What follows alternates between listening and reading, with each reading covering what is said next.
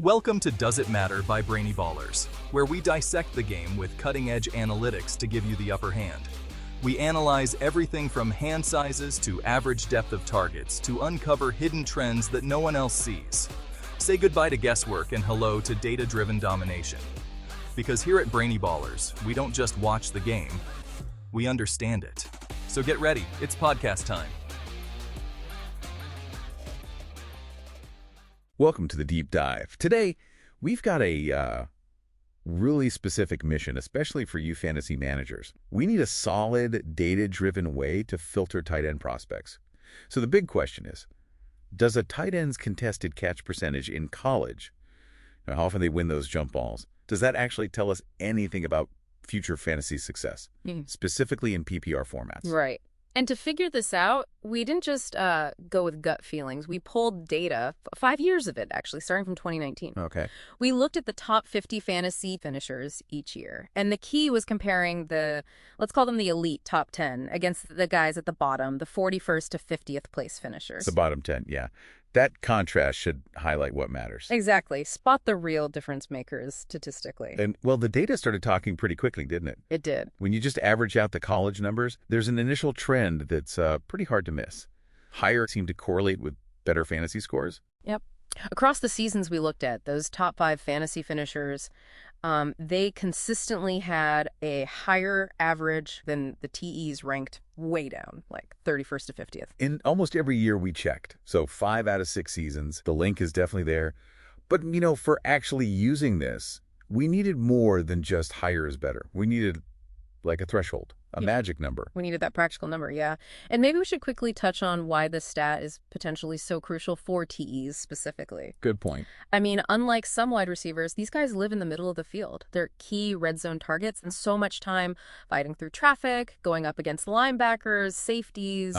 Physical battles. Exactly. Winning those contested catches, it's almost foundational to being a productive fantasy tight end. So we're focusing on that college rate, catching the ball when a defender's right there.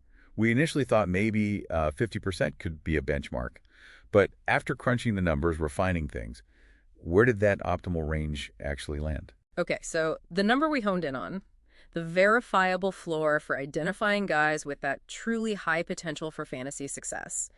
Do you want to start dominating your drafts? At BrainyBallers.com, we've researched every metric under the sun for you to find which ones are best linked to fantasy points. You can access hundreds of metrics to sharpen your scouting ability so you know which metrics matter and which are just noise. Stop guessing on which thresholds to look for within each metric. Big numbers can be misleading or irrelevant.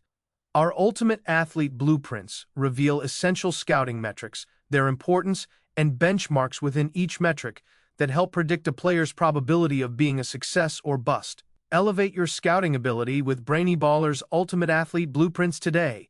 Click the link in the description. Now back to the show. It's 46.0% and above. 46%. Not 50, but 46. 46.0. That seems to be the sweet spot. Okay, 46.0% minimum. How reliable is that? Like if you apply that filter to incoming rookies, what kind of difference does it hold up? It holds up remarkably well. When we filtered prospects using that 46.0% minimum, that group, they appeared in the top 10 fantasy finishers 27.5% more often than they appeared in the bottom 10 group since 2019. Wow, 27.5% higher rate. That's significant. That's not just random noise. That suggests real predictive power. All right, let's back this up with the stats for, the real numbers people. You ran the Pearson correlation coefficient, right? Yeah. To see how strong that link is. We did, and the Pearson value we calculated came out to 0.184. Now, remind us, what does that mean in practical terms? Is that strong?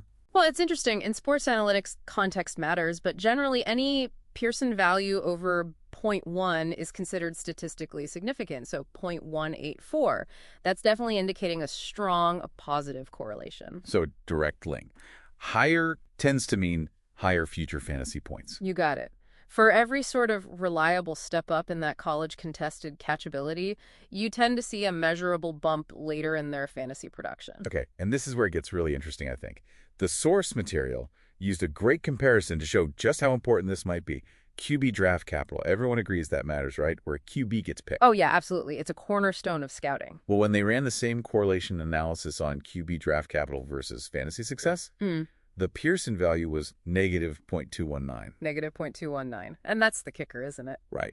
Our contested catch metric shows that strong positive link, the 0.184. Meanwhile, a metric everyone accepts as vital, QB draft capital, actually shows a significant negative correlation in this specific context. It arguably makes it one of the most statistically validated tools we have right now for looking at a tight end's long-term potential. So the big takeaway for you, the listener, is pretty clear then. This deep dive gives you a really powerful data-backed filter, that 46.0% threshold. It seemed to genuinely point towards elite potential. It lets you look past just, oh, he looks athletic, and apply a hard number, a quantifiable measure to your prospect evaluation. Exactly. So next time you're scouting a rookie tight end, yeah, look at the speed, the 40 time, whatever. But definitely pull up their college stats and check that contested catch rate. Find that 46% floor. And it makes you wonder, doesn't it? That's that. What other college metrics are out there? Maybe things often overlooked, seen as too technical or specific. Could they hold similar hidden predictive power for other positions too? That's a great point. Maybe it's time we started measuring more of the traits that actually, drive consistent performance on the field, not just the combine numbers. Food for thought. Definitely something to consider.